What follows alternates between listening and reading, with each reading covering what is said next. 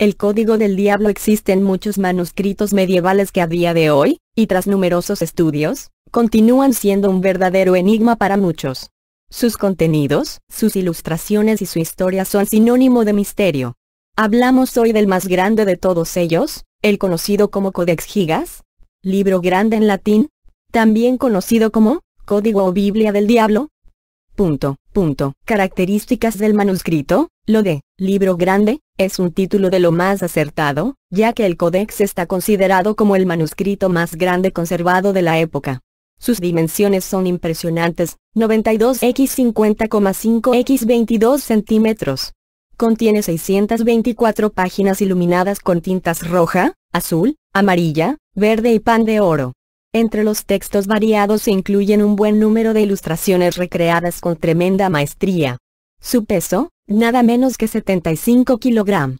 Se encuentra en un estado de conservación excelente y conserva la unidad estilística con la que fue creado. De su interior faltan algunas páginas, que en algún momento de la historia fueron arrancadas, ignorando el contenido que pudieran tener. El enorme tamaño está en consonancia con el de las Biblias que se manufacturaban en Europa en los siglos XI y XII. Con su tamaño, los papas reformistas pretendían poner de manifiesto la importancia de los sagrados textos. A menudo, estas valiosas Biblias o manuscritos eran regaladas a las iglesias o monasterios por sus poderosos mecenas como medio para indicar su condición, o bien eran regalos de obispos que querían defender su poder y hacer hincapié en la importancia de la fe en tiempos difíciles.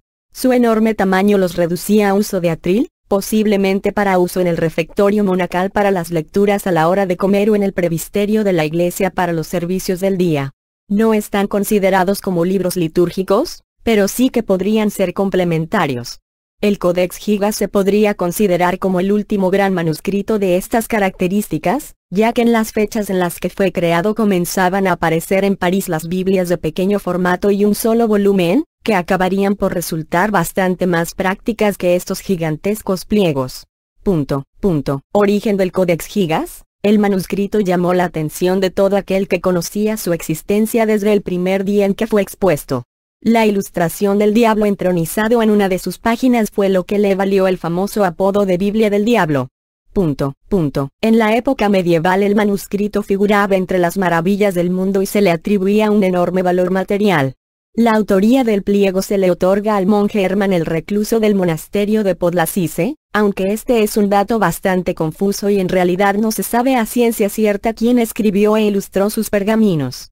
Una nota en el interior de la portada, de finales del siglo XIII, apunta a que ciertamente, el manuscrito fue creado en el monasterio benedictino de Podlazice.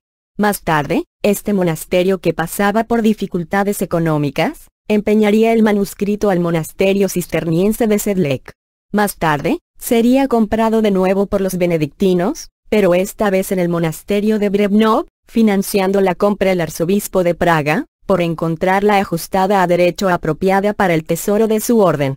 En todos los casos, el manuscrito siempre se encontró en sus orígenes dentro de la provincia de Bohemia, en la República Checa.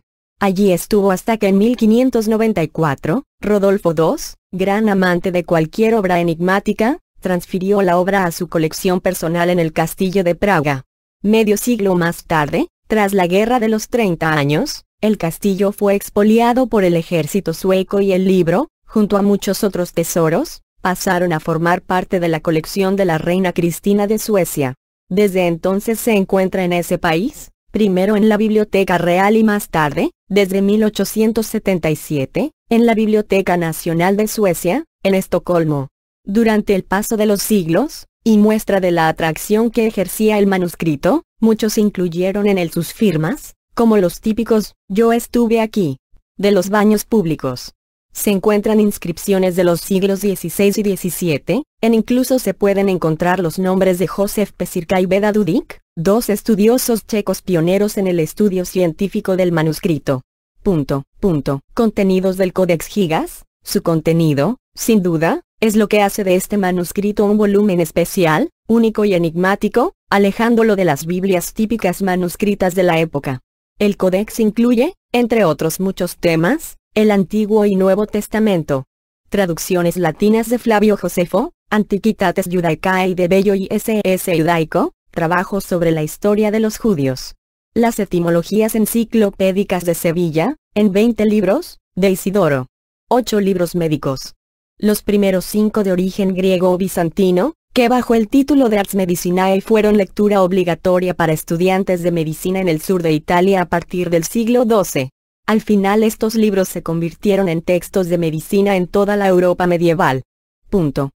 Los otros 3 tratados médicos se dedican a la medicina práctica y fueron escritos por Constantino el Africano, que fue monje benedictino sobre la mitad del siglo XI en Monte Cassino, suponiéndose traducciones de otra serie de escritos médicos árabes.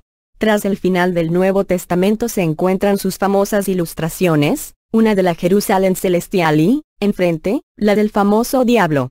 En páginas siguientes se encuentra una confesión de los pecados y una serie de conjuros escritos en gran formato. La Crónica de Bohemia, escrita por Cosmas de Praga. La Regla de San Benito. Calendarios. Listas de nombres, presumiblemente de los miembros o benefactores de la comunidad monástica local. Santoral y esquelas.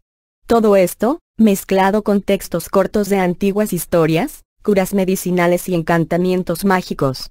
Un peculiar puzzle que recogió en su día los textos más importantes en varias materias, junto con fechas y nombres, para convertir el manuscrito en un ejemplar único.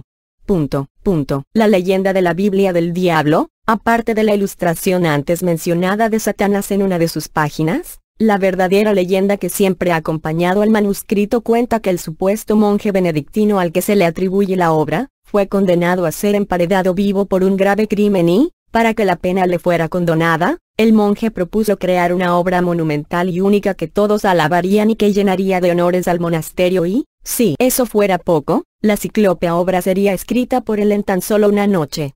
Los monjes permitieron al atrevido escriba llevar a cabo su imposible tarea que, a la mañana siguiente, presentó su gigantesco libro acabado y reluciente. Nadie podía creer que tan magna tarea hubiese podido ser realizada en tan corto periodo de tiempo y no se tardó en rumorear que el joven monje, para cumplir su promesa, había solicitado la ayuda del mismísimo Satanás, y que fue este y no el escriba el que escribió todos y cada uno de los caracteres del manuscrito.